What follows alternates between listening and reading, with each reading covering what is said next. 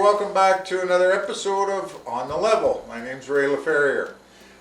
Today I wanted to talk a little bit about, I actually put some information out onto a deck builder's site, and just to get some feedback from some of the more prominent deck builders, I would say, and the site that I went on, a lot of them were based out of the U.S. So, and I didn't realize it at the time, but that's perfectly fine. I mean, feedback is feedback, and I really enjoy the professional people coming forward and just sharing some of their wisdom with me, or some of their not so wisdom. There's always going to be somebody out there that's got on an ego trip or whatever, but I'm not. I don't want to go there with that. But I did want to point out, and I did get quite a few comments. I did get some great support from a lot of guys that there is an application for this, and there's an application for basically any of the products that are out on the market right now. You've got screw piles. You've got the levelers that go under the posts.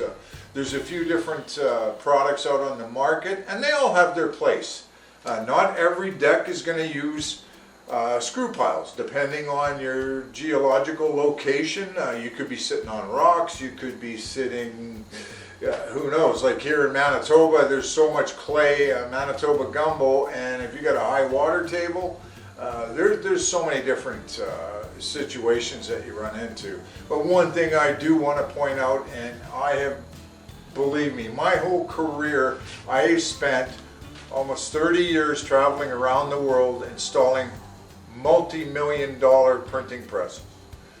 Now, these machines can weigh anywhere up to 100,000, 200,000 pounds when they're all put together. And they all need foundations, piles, rebar. These things are specially constructed foundations for these machines to sit on.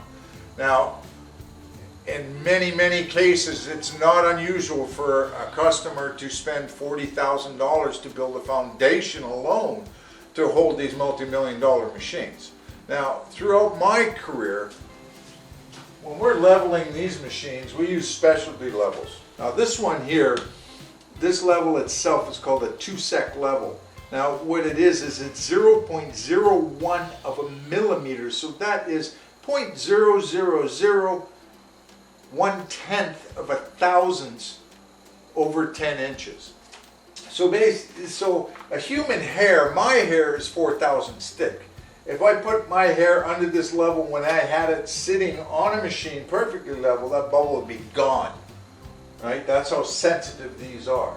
Now, deck levels and carpenter's levels, of course, are not that precise. But I just wanted to point out to you some of my experience in putting machines together, and even after we put these machines together, and you put all that weight on these foundations, they move. They absolutely move. I've had them where my level was on the machine, had it perfectly level, and a truck drove down the street on the other side of the building, and that bubble moved. That's how much the ground can shift. And that's a block, like the street, is 300, 400 yards outside the building, but a truck went by, a semi-trailer went by, and that bubble moved on that machine. It absolutely moves. So that gives you an idea of how the ground can shift. It's no different than people that are ice fishing out on the lakes and a truck drives by. You can feel it. Everything shifts, and the ground is no different. So I just wanted to point that out, because I did have some contractors that came forward and said, if a customer called me and their deck shifted, I would tell them to build a new one. That is ridiculous, right? Because we live in a world where the earth is moving. It's constantly shifting. So if a contractor comes to you and says, my deck will not move, it'll stay level, you never have to worry about it shifting, make sure you get that in writing, okay? Because if your deck ever shifts, give them a call, tell them to come and change your deck, right? Give you a new one. So anyway, be careful with that. And also, I think as far as contractors goes, hey, guys, you know what? Use some common sense here. Everything shifts. It may not shift a lot, but it will shift. I don't care what you do.